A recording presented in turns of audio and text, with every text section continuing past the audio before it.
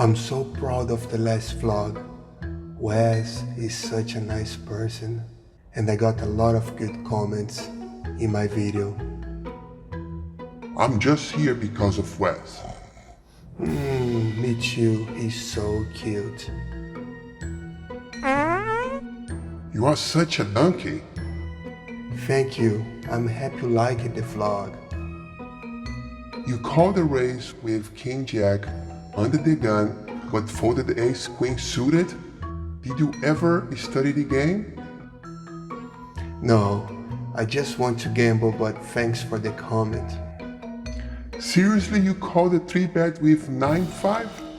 You should stop playing poker, your dick. That was an aggressive call, I know. Cheers, my friend. I love your vlog, but you played like a nit the ace queen. What the fuck are you talking about? You call me a fucking nit? Get out of here! You should respect more a man that's a father of 2 kids.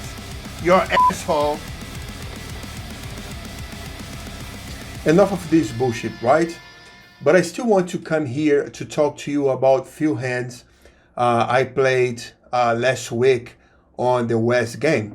My name is Bruno, this is the Poker Bull channel, and actually on the last video I had few comments about the hands I played and how I played, and I decided to, before move to the next video, to the next game I played, I wanted to go a little bit deeper on my thought process. If you are here and you didn't subscribe yet, please hit the subscribe button below, and there is also a bell there. You click that bell so you know every time I post a new video. If you subscribed already and you like this video, please share with your friends, okay? I need some help. I want this channel to grow, and I know that you can help me out, okay? Go, click that fucking button there, man. Subscribe now. Fuck it. So before we move on, I just want to explain you kind of my thought process to play the hands and select the hands I play. Actually, don't think this is a fucking class. I'm not here to teach anybody about the game. I'm not a professional player, but I'm just want to discuss with you. Because 2 things may happen. One, you kind of agree with me, and then you comment below and you help me to reinforce that way I play. Or 2, you kind of still think that's bullshit, and then you also comment below and you help me to think a little bit more, okay? So what are the few things I consider to play each and every hand? The first thing I consider is the information I have about the opponent, right? So that's the more important thing for me, and I mentioned that on the last video, right? So I think more than what the hands you have, the information allow you to put a good plan in place to play the next streets. 2, the second is the risk versus the potential benefit of playing that specific hand. Number 3 is the post-flop playability. Number 4 is my position, and number 5 is the hand I actually have, right? And by the way, if you didn't see that vlog yet that I played these hands, check on the description. I put a link for it, and then go check it out. It was a very nice game, a very big game, and I think you will enjoy it. Let's talk about the first hand, right? So the first hand was ace queen. The effective was $1,100, right? So I was on the hijack. It folded to me, and I opened for $50, right? So the bottom calls, and the small blind 3-betted for $225, right? And then I decided to fold, right? So some people came to the channel and said, okay, what the hell, you folded ace queen hand there? It was kind of tight, it was kind of lit. But let me explain to you, right? So going back to my 5 steps to play a hand, what was the information I had about the player? Basically, I didn't know anything about him, right? So I was arriving in the session a few minutes before. I mean, I didn't know anything about the guy. that basically for me would be, playing fit or fold post flop, because I have no plan against that specific player, right? So it's a different deal when I have information, because I know, for example, that the guy 3-bet pre-flop and he will continue on most of the flops because he knows that's good for him. Or I know that the guy 3-bet pre-flop, but when he misses on flop and the flop comes something scary like 6, 7, 8, he will check, right? So in this case here, I had no information. I don't know how this guy play, and I would have no plan to play against him, right? So the risk versus potential, once again, the effective was $1,100, right? So I would have to call to get lucky. Of course, I had $50 on the pot already. And basically what we want to flop here with this hand, right? So against a guy that 3-bets, I'm not sure we are happy if you flop an ace, right? So let's say the flop comes ace, king, whatever.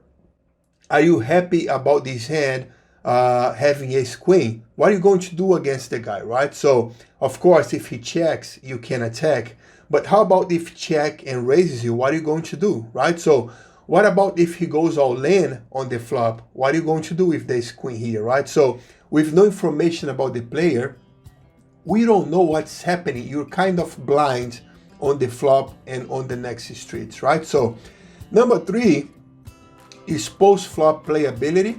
And once again, not having a plan against the guy, I basically don't know what to do, right? So I will have to play a ABC game and basically just play for value, right? So as we know, you probably know that most of the times we flop nothing, right? So if you have no information about the opponent, basically what I'm gonna do, I will basically want to flop a flush, right? Or I want to flop the straight, or I want to flop 2 pair, and that's it. If I flop anything else, I'm playing like very carefully in there, right? So, and the number 5, of course, is the holdings I have. In this case, ace queen was a very, very strong hand. I agree with you guys on that, but it doesn't matter to me a lot if I don't fulfill the other 4 aspects that I consider, right? So also here, to be honest with you guys, maybe that's a kind of a maniac thought process, but I would prefer to have like 5, 6 suited here than to have ace queen. And the reason is, on the flop will either be very good to myself or it will be very good to himself, right? So and then if I smash the flop, I have 2 pair, a straight draw, I can put a lot of pressure against him. But flopping an ace, right? So even flopping the queen against that guy that I don't know, I don't think it's a very good play, right? So I see a lot of people calling 3-bets with hands like ace queen, ace jack, ace 10, just because they think that hand is very good, but and they end up going broke against aces or kings or even ace king, right? So kind of hands when they flop a top pair, right? So now I want to look on my computer a little bit and just show you another thing that I consider, that is the perceived range of the opponent. Let's take a look on this. Here, I want to talk to you a little bit about the math, about ace queen, right? Sorry, about if you should play or not. To be honest with you guys, I don't use the math to play my game. A lot of times I know a little bit about it, but I prefer other criterias. But after your comments, I decided to come back and check it out, right? So here we have ace queen. In this range here, it's what we have, actually our holdings. The guy that 3-bets and we have no information about him, I'm assuming he will have aces, right? He will have kings. He may have queens, but I think queens is good to put on the 5-5 game. He may have jacks when he 3-bets pre-flop, right? He probably have ace king as well, ace king off, let's say he has ace queen and ace jack, right? Think about you 3-betting.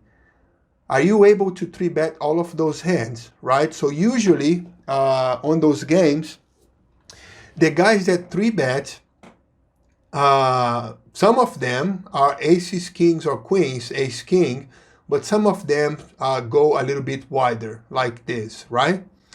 So if he has this range, you can check here that ace, queen against his range, we have less than 40% equity to play this hand against his range, and he's holding 63% of equity, right? So if you think that ace queen is enough to play a 3-bet, I'm just showing you that by the math, by the numbers, it's kind of bad. You're going to the flop underdog. Okay, the next hand I want to talk about is nines, pocket nines, and it's kind of the same thought process, right? So under the gun is straddle for 20, the cutoff opened for 120, and I folded pre-flop, right? So even without all that thought process, it's kind of easy to fold pocket nines here, because one, I also don't have information about this opponent. The only thing that I knew about him is that he seems to be a tight player, right? And two, I just have 600 effective stack, right? So considering he could have a strong range here of over pairs and over cards, with pocket nines here, I want to have at least $1,200 of effective stack to play against this guy.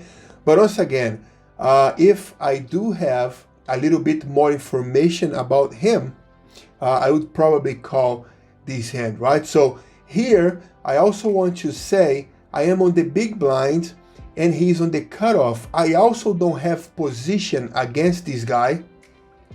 And basically what I would have to do on the flop, right? So unless if I flopped a set of nines, I would have to check for him with everything. Actually, even with the set of nines, I would probably check for him, right? So when you're playing purely based on your cards, you have more chances of, getting a bad beat or going broke, because you just think that nines are too strong here and you do not have any more information against the opponent for you to build a plan against him and for you to be able to win the hand without necessarily having a strong hand. The King of Hearts and Jack of Clubs, the effective was $1,100. I was under the gun. The under the gun opened for 35, and then I called, right? So usually for this specific hand, most of the times I prefer to 3-bet the hand, right? So King Jack is not a very strong hand to go see a flop, right? Because that's the same kind of conversation of ace queen and even nines. But there is a big difference here. I did have a lot of information about this specific player, right? So he was playing, he was not playing a lot of hands, right? So he was folding most of the hands. The hands he was playing, he was raising pre-flop. And a lot of the hands that he raised pre-flop, he was checking the flop, even in position. That tells me that this guy, he opens good hands, right? And whenever he misses on the flop, he will check, right? He will not continue the aggression unless if he hit the flop. So that's good enough for me to try to outplay him post-flop, right? So why did I didn't 3-bet pre-flop, right? So once again, the guy is tight. If I 3-bet pre-flop, I may, just face a train and the guy is holding like aces or queens, and then he 4-bets me and I will have to fold. So I decided to see the flop, right? The risk versus potential for this hand, we were playing a little bit deeper, right? So we had 1,100 effective stack comparing to the raise size, right? So because raise size was $35 and we had $1,100 to kind of play. So that's okay for me to call. I would have post-flop playability right against this opponent. Whatever came on the flop, if he checked, I would bet, right? So then I had a plan against him, even with bad holding, and I was in position, right? So that's why I decided to call with the king jack against this guy. The other hand I want to talk about is the 5-9 suited that basically hijack raised to $20. Wes on the bottom, he 3-bets to 75, and I call 75 from the big blind. Oh, how I'm gonna explain this shit? It's kind of hard. I should just tell them that's a fucking mistake, huh? Okay, so first of all, let me tell this. I think it is, in this case here, even I have some information, I think it's bullshit, right? It's bullshit play. I think 5-9 should never be on your range, especially on my range. Actually, I play very loose, and those are kind of the hands that I want to avoid from my game, and I want to avoid them. But this time I decided to play, as you saw, if you saw the last video, right? Now, if there is one important thing that this hand allows me is whenever I have the chance and I get lucky to call with such a hand and I win the pot on the showdown, right? What happened is people look at me and say, this guy is fucking crazy, right? And then usually on the games I play, they adjust by overcalling me, right? So they adjust every pot they want to be against me because they will think that I am playing crazy hands every fucking time. That's the only thing I really like about calling with this kind of hand, especially being out of position, being, you know, against a 3-bet. We were playing very deep here. So I think the call there in the context of the specific hand, it's kind of bullshit. But you think about the macro aspect of the game, it kind of makes sense. Now, don't do it. I will not do it again. Probably, maybe I do it, I don't know, but I shouldn't be doing this. But that's the only positive thing I see about that hand. Let me know in the comments what you think about this one, and we can discuss from there. Okay, so that's it for today's video. I hope you enjoy it, right? So next week I have another session that I'm going to do a vlog about that I played already. It was a crazy 5-5 game. I hope you're going to enjoy a lot. It was a very fun game. I think the vlog is going to be very funny. And once again, if you haven't done yet, subscribe to my channel. Like the video if you really enjoyed the video, and please share with your friends, okay? See you next week.